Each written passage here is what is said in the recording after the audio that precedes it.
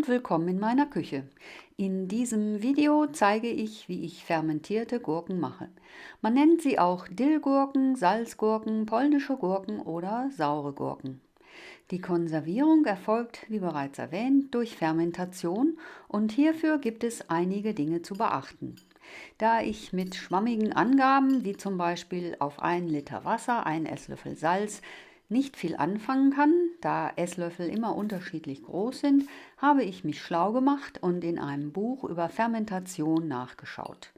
Autor ist Harold McGee und jetzt habe ich eine Vorgehensweise, die man nicht nur gut erklären kann, sie ist auch einfach nachzumachen. Hier habe ich Einlegegurken. Sie sind nicht besonders groß oder besonders klein. Sie werden im Wasser abgebürstet und die Enden werden wie gezeigt knapp abgeschnitten. Die Gurken werden zunächst in den Behälter eingeschichtet. Sie werden gleich noch einmal rausgenommen, also muss man sich dabei nicht verkünsteln. Um zu wissen, wie viel Salzwasser ich später über die Gurken gießen muss, fülle ich nun den Behälter mit Wasser auf. Hier könnt ihr sehen, dass die Gurken dabei aufsteigen. Das macht jetzt noch nichts, muss aber beim Einlegen verhindert werden, dazu kommen wir später. Das Wasser wird in einen auf einer Waage stehenden Topf zurückgegossen und gewogen. In meinem klugen Buch habe ich auf Seite 293 nachgelesen, dass man für die Fermentation mit Milchsäurebakterien bei Gurken eine 5- bis 8-prozentige Salzlösung braucht. Ich habe mich entschieden, es mit der geringsten Menge zu versuchen, also nehme ich 5% Salz bezogen auf die Wassermenge. Diese habe ich ja bereits eben ermittelt, es sind 1,3 Liter und kann jetzt die benötigte Salzzugabe errechnen. Das ist einfach Prozentrechnung, wie wir sie in der Schule gelernt haben. Gewicht Wasser mal Prozentsatz geteilt durch 100, hier also 1319 mal 5 geteilt durch 100. Dann heißt es immer, es müsse Steinsalz verwendet werden, was ich ebenfalls mache. Das abgewogene Salz wird in das Wasser gegeben und beides wird aufgekocht und anschließend lässt man es wieder vollständig erkalten, was eine Weile dauern wird. Das klingt umständlich und ist es auch, aber diese Vorgehensweise ist notwendig, damit biologische Verunreinigungen durch das Wasser vermieden werden. Eben hatte ich auf die im Wasser aufsteigenden Gurken hingewiesen. An der Oberfläche können sich unerwünschte Bakterien auf den Gurken ansiedeln und dies gilt es zu verhindern. Also müssen die Gurken mittels eines Gewichtes nach unten gedrückt werden. Diese Gewichte müssen natürlich nicht nur sauber, sondern auch steril sein, weswegen ich sie wie gezeigt in einen mit Wasser gefüllten Topf gebe und unter einem Deckel mindestens 10 Minuten simmern lasse. Danach lässt man die Gewichte unter dem Deckel erkalten, was ebenfalls eine Weile dauern wird. In der Zwischenzeit wird der Gurkentopf vorbereitet. Hier habe ich 4 Zweige Gurkendill. Das ist ausgewachsener, blühender, frischer, also nicht getrockneter Dill. Den gibt es beim Gemüsehändler auf dem Markt. Nach meiner Oma soll man davon reichlich nehmen. Wenn die Zweige also nicht so groß sind, nehmt lieber 6 davon.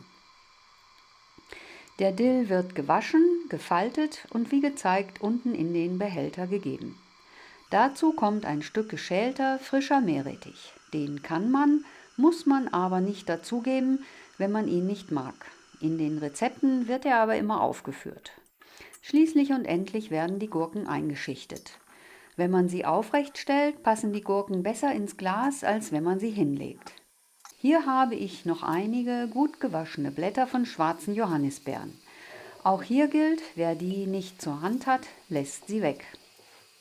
Weißkohl beheimatet auf der Oberfläche seiner Blätter Milchsäurebakterien. Um auf Nummer sicher zu gehen, kann man ein Weißkohlblatt oben auf die Gurken legen. Dazu nimmt man eins der inneren Blätter. Man darf es nämlich nicht abwaschen, da man sonst die Milchsäurebakterien entfernen würde. Andererseits darf es aber auch nicht verschmutzt sein. Meine Oma hat das nicht gemacht und ich habe es dieses Jahr ebenfalls weggelassen. Die Fermentation hat trotzdem geklappt. Also wer sich diesen Arbeitsschritt sparen möchte, kann das tun. Nach ein paar Stunden Wartezeit ist das Salzwasser kalt genug, sodass es auf die Gurken gegossen werden kann. Die Gewichte werden oben aufgelegt und ebenso der Stein. Die Hände müssen dazu frisch gewaschen sein. Alles muss unter Wasser sein, weswegen ich hier mit noch mehr kaltem Wasser auffülle. Das Gefäß sollte auch gut verschlossen sein, damit sich keine unerwünschten Mikroben ansiedeln können. Andererseits darf es nicht hermetisch dicht sein, damit die entstehenden Gase entweichen können. Deshalb verwende ich hier einen sogenannten Gärverschluss. Hier wird Wasser eingefüllt, sodass Gase zwar entweichen, aber keine Luft von außen in das Glas eindringen kann. Deckel und Gärverschluss müssen nicht nur frisch gespült sein, sondern auch noch mit Essig abgespült werden.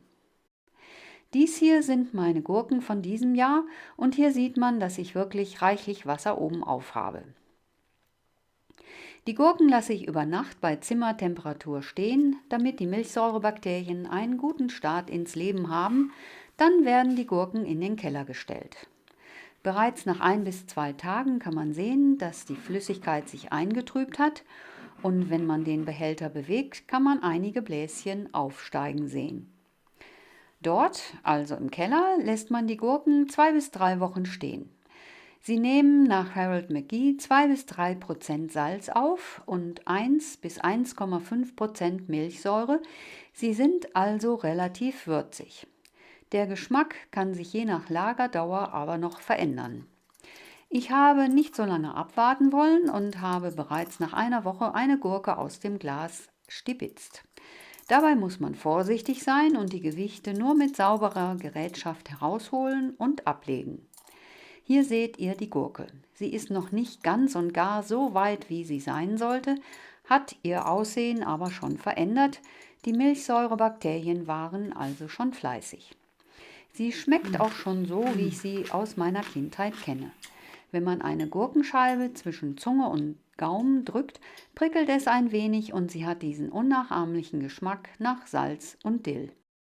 Diese Gurken schmecken sehr gut zu Bratkartoffeln und auch auf einem Burger kann man sie genießen. Vielleicht probiert ihr sie ja einmal aus. Hier ist noch eine Aufstellung der Zutaten. Circa 1 Kilogramm mittelgroße Einlegegurken, 4 bis 7 Zweige Gurkendill, je nach Größe. Ein Stück Meerrettich, 2 bis 4 cm lang. Wasser nach Behältergröße, 5% Steinsalz bezogen auf die benötigte Wassermenge.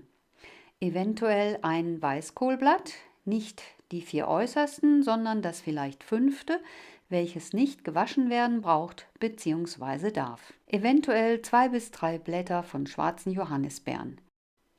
Viel Spaß beim Nachkochen, lasst euch die Gurken schmecken und wie immer, guten Appetit!